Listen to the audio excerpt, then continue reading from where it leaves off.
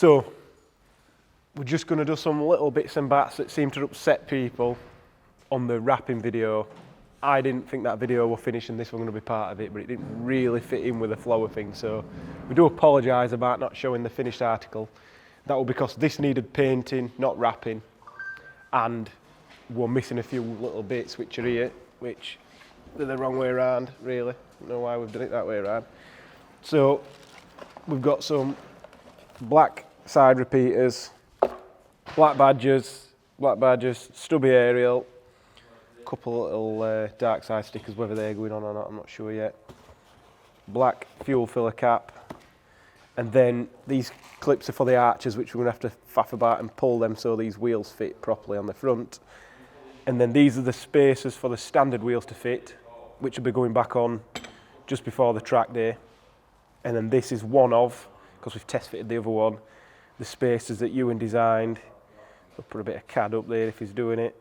And these go straight into the wheel and then straight over the spigot, because they're only thin, 5-6 mil, whatever they are.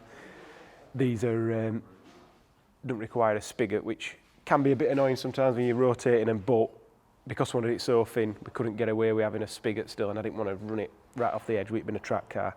So that works out good. So yeah, I'll attempt to try and make this car look a bit better. We'll get a few fancy bits fitted.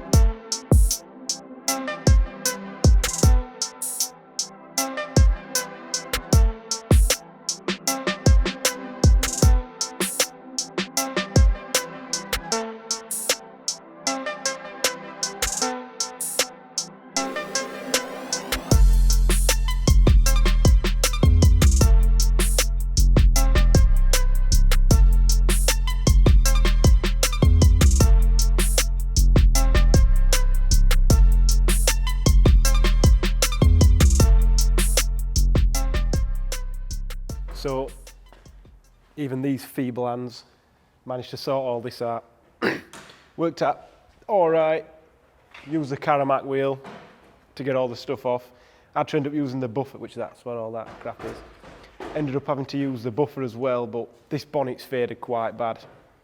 So it don't look too bad now the badge is on, but this badge is open and not closed like the other one was, so you can see with that. Side repeaters, they went on fairly easily.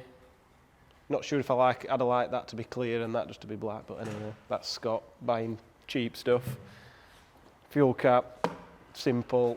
Aerial, easy, no problem. The rear badge has disappeared, even though it's still there.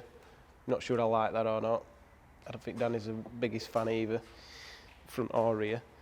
And then the Cooper SD one, I don't think it looks quite right. I think I've maybe got it a bit, but everyone were individual, so I put a bit of masking tape to guide it, and I'm not, there's a little chip there as well, which is annoying, but not sure if I've got it absolutely perfect, but it's better than it was.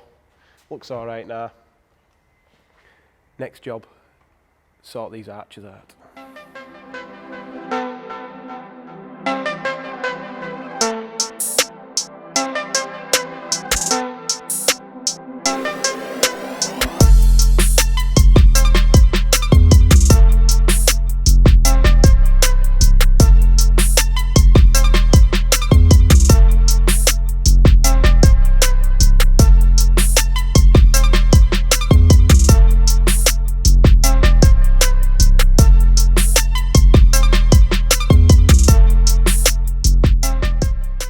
So, managed to get the arches pulled. Not sure how good the footage is, but basically just borrowed Paul's massive pliers and a rag and just yanked them out there. I think I could have probably gone a little bit more. We still got a little bit of tyre showing, but I don't want to go too crazy. And then we'll put some camber on, the big lost in arches, so it is what it is.